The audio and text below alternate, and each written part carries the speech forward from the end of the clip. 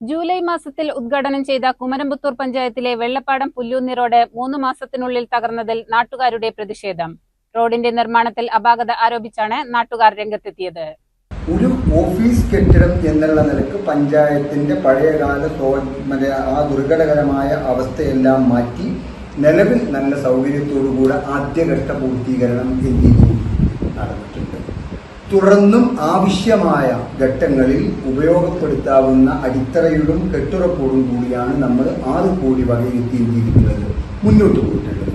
ഈ വിവാദത്തിന് പശ്ചാത്തലമൊരുക്കിയ സിൽക്കുമായി ബന്ധപ്പെട്ട കരാറിലെ 20 ലക്ഷം രൂപയുടെ വർക്കിൽ നയാ പൈസ നമ്മൾ ചെയ്തിട്ടില്ല, ബില്ല് കൊടുത്തിട്ടില്ല.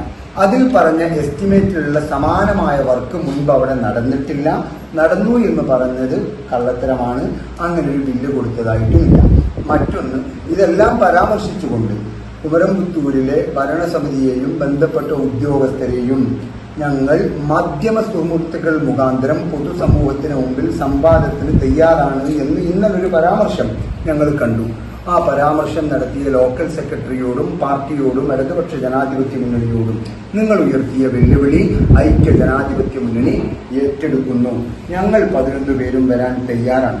കെട്ടിടത്തിന്റെ പണി പൂർണ്ണമായിട്ടില്ലെന്നും നിർമ്മാണ കരാർ നൽകിയത് centre for environment and development എന്ന സ്ഥാപനത്തിനാണെന്നും UDF അംഗങ്ങൾ വ്യക്തമാക്കി. CPM local secretary Ailakkara Muhammad അലിയുടെ വെല്ലുവിളികൾക്ക് UDF അംഗം നൌഫൽ തങ്ങൾ മറുപടി പറഞ്ഞു. ഉദ്ഘാടനത്തിനു വേണ്ട അത്യാവശ്യ ജോലികൾ മാത്രമാണ് പൂർത്തിയാക്കിയതെന്നും ബാക്കി പണികൾ ഇനിയുമുണ്ടെന്നും നൌഫൽ തങ്ങൾ പറഞ്ഞു. ടെൻഡർ വൈകിപ്പിച്ചത് സിൽക്ക് ആണെന്നും ഇതിനു പിന്നിൽ രാഷ്ട്രീയ ഇടപെടലുകൾ ഉണ്ടോ എന്ന് സംശയിക്കുന്നതായും അദ്ദേഹം ആരോപിച്ചു. പിന്നെ ഈ പറയുന്ന ടെൻഡർ ക്ഷണിക്കാൻ വൈകിയതിന്റെ ഉത്തരവാദിത്വം പറയേണ്ടതാണ് സിൽക്ക് ആരുടെ കീഴിലാണ്? ഇടതുപക്ഷ ജനാധിപത്യ മുന്നണി വയ്ക്കുന്ന കേരളത്തിലെ വ്യവസായ വകുപ്പിന് കീഴിലാണ്. ഇനി ഈ പറഞ്ഞ 100% ഞങ്ങൾ എസ്റ്റിമേറ്റിൽ കാണിച്ച വർക്കുകളൊക്കെ പൂർത്തീകരിച്ചുകൊണ്ട് അത് ഞങ്ങളുടെ മുമ്പിൽ സമർപ്പിക്കുമ്പോൾ ഞങ്ങളുടെ LSTD വിങ്ങും കൂടെ പരിശോധിച്ച് ബോധ്യപ്പെട്ട് അവർ സാക്ഷ്യപ്പെടുത്തിയാൽ മാത്രമാണ് നമുക്ക് എന്ത് ചെയ്യാൻ പറ്റുക. ആ സമയത്ത് നമുക്ക് എന്തേ നോക്കണ്ടു? നമ്മൾ കൊടുത്ത വർക്കുകൾ കൃത്യമായി അവർ നിറവേറ്റിയിട്ടുണ്ടോ? അവർ വെക്കുന്ന കരാറുകാരൻ ഇതിനെല്ലാം യോഗ്യനായിട്ടുള്ള ആളാണോ? ആ രേഖ സമർപ്പിക്കുന്ന സമയത്ത് മുൻകൂർ അയാളെ എടുപ്പിച്ച ആളാണോ, പുതിയ ആളെ കൂടുന്ന ആദ്യം എടുത്തോളൂ, അതൊന്നും നമ്മൾ പരിശോധിക്കേണ്ട കാര്യമല്ല. അതുകൊണ്ട് ഓഫീസ് കെട്ടിടം പൂർത്തീകരിച്ചിട്ടുണ്ടോ? പഞ്ചായത്ത് അംഗം സഹദ് അരിയൂരാണ് പണി നടത്തിയതെന്ന ആരോപണം തെളിയിക്കണമെന്ന് UDF ആവശ്യപ്പെട്ടു. സഹദിന്റെ ജോലിക്കാരാണ് പണി ചെയ്തതെങ്കിൽ കരാറുകാരന്റെ ആവശ്യപ്രകാരം അവർ സഹായിച്ചിട്ടുണ്ടാകാം. പദ്ധതി പൂർത്തിയായാൽ മാത്രമേ കരാറുകാരന് പണം നൽകുകയുള്ളൂ എന്നും അതുവരെ ആർക്കും പണം നൽകിയിട്ടില്ലെന്നും UDF കൂട്ടിച്ചേർത്തു. ഞാൻ ഫുട്ബോൾ കളിക്കുന്നുണ്ട്, അർഷദും ഫുട്ബോൾ കളിക്കുന്നുണ്ട്. പള്ളിക്കുന്ന് നോർത്ത് ടീമിന് ഗോളില്ല, ഗോളിക്ക് തൽക്കാലം കയ്യിനൊരു വർക്ക്. ഞാൻ അർഷനെ വിളിക്കണം, അർഷദെ നിന്റെ ടീമിന്റെ ഗോൾ കീപ്പർ എനിക്കൊന്നൊന്ന് വിട്ടുണ്ടാന്ന് പറഞ്ഞാൽ അതിന്റെ അർത്ഥം വെച്ചാൽ അവിടെ കരാറായിന. അല്ല, അവർ ഉന്നയിച്ചൊരു എന്താണ് ഞാൻ പറയുന്നത് എന്റെ ആരോപണമല്ല. ശരി, മറുപക്ഷം ഉന്നയിച്ച ആരോപണം നടന്ന കരാറു പ്രവർത്തനങ്ങളിൽ വലിയൊരു പങ്ക് സയ്യിദ് അരിയൂർ എന്ന് പറയുന്ന ഗ്രാമപഞ്ചായത്ത് അംഗത്തിനുണ്ട് എന്നാണ്. മൂപ്പർക്ക് മറുപടി പറയാൻ നാവില്ലായിട്ടല്ല. പക്ഷെ ഞാനത് പറയുന്നത് അദ്ദേഹം കേൾക്കുന്ന ആരോപണത്തിന് മറുപടി പറയേണ്ട ഉത്തരവാദിത്വം അതിലിരിക്കുന്ന നിറഞ്ഞ ബോധ്യമുള്ളതുകൊണ്ട് തന്നെ. സയ്യിദ് അരിയൂർ ഈ കരാറുകാരനാണ്, മൂപ്പരാണ് ഇതിന്റെയൊക്കെ പിറകിൽ എന്ന് പറയുന്ന ആളുകൾ, ആരോപണം ഉന്നയിക്കുന്ന ആളുകൾക്ക് ആ ആരോപണം തെളിയിക്കാനുള്ള ആധികാരികമായ രേഖ മുന്നിൽ വെക്കേണ്ട ഉത്തരവാദിത്തമുണ്ട്. അത് അവർ നിറവേറ്റുമ്പോൾ നമുക്ക് ബോധ്യപ്പെടുമ്പോൾ അപ്പൊ നമ്മൾ സയ്യിദിനെതിരെ വിരൽ ചൂണ്ടാം.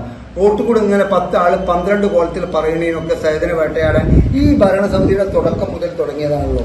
ശ്രീരാജ് വെള്ളപ്പാടത്തിന്റെ വെല്ലുവിളിക്കും നൌഫൽ തങ്ങൾ മറുപടി നൽകി. സർക്കാർ സംവിധാനങ്ങളെയും മന്ത്രിമാരെയും മറികടന്ന് സഹദ് അരിയൂർ സിൽക്കിനെ സ്വാധീനിച്ചിട്ടുണ്ടെങ്കിൽ അദ്ദേഹത്തെ ആദരിക്കണമെന്നും അദ്ദേഹം പരിഹസിച്ചു. ആദ്യം 20 ലക്ഷം രൂപ കൊടുത്ത അതേ വർക്കുകൾ വീണ്ടും ഇതാ ടെൻഡർ ക്ഷണിച്ചിരിക്കുന്നു എന്നാണ് അല്ലേ? ഒരു മിനിറ്റ്, ഈ പറയുന്ന സിൽക്ക് എന്ന് പറയുന്ന സംവിധാനത്തിന് കുമരംപുത്തൂർ ഗ്രാമപഞ്ചായത്ത് കരാറ് കൊടുത്ത പദ്ധതിയിൽ കേരളം ഭരിക്കുന്ന ഇടതുപക്ഷത്തിന്റെ ഗവൺമെന്റിനെ സ്വാധീനിച്ചുകൊണ്ട് ആ വർക്ക് ഒരു കരാറുകാരനിലൂടെ എടുപ്പിക്കാൻ മാത്രം സയ്യിദിന് വലിപ്പുണ്ട് എന്നുണ്ടെങ്കിൽ എന്ന് കൊടുക്കണം ആദരവ്? എന്താ തർക്കം? എപ്പോ കൊടുക്കണം? ഓല് ഭരിക്കുമ്പോ ഓല വ്യവസായ വകുപ്പിന് കീഴിലുള്ള സിൽക്കിലെ ആളുകളെയും ഉദ്യോഗസ്ഥരെയും ചാക്കിട്ട് പിടിച്ച് നിലവിൽ ഇവിടെ വർക്ക് നടത്തുന്ന കരാറുകാരൻ സിൽക്കിന്റെ എംപാനലിൽപ്പെട്ട ആളാണ്.